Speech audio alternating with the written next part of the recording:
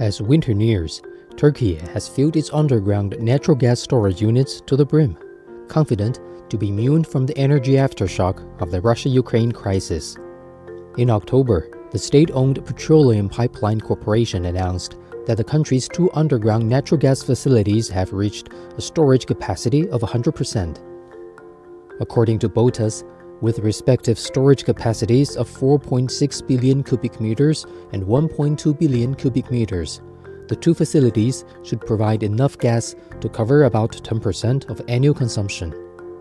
Ali Arif Akturk, an energy researcher and expert, said Turkey is not facing shortages this winter like the European continent.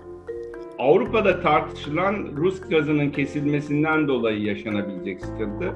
Bu bizde yok. Şöyle yok. Hem diplomatik ilişkilerden dolayı Türkiye ile Rusya arasındaki ilişkiler fena gitmiyor.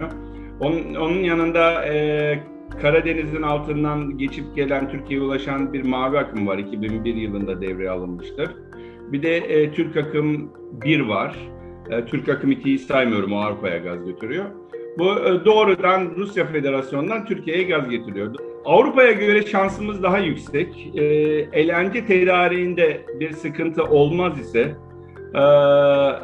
hava koşulları çok soğuk geçmez ise, yani İran'da da bir kesinti kısıntı olmaz ise çok fazla etkilenmeyiz. The expert, however, warned that in times of crisis, the current gas storage facilities would not satisfy the needs of major cities such as Istanbul and Ankara, the 2 largest cities with a total population of over 21 million people, which are also industrial hubs consuming huge amounts of natural gas. Other analysts also warn that sooner rather than later, Turkey has to take measures to reduce its dependency on Russian gas in order not to be affected by future energy crisis.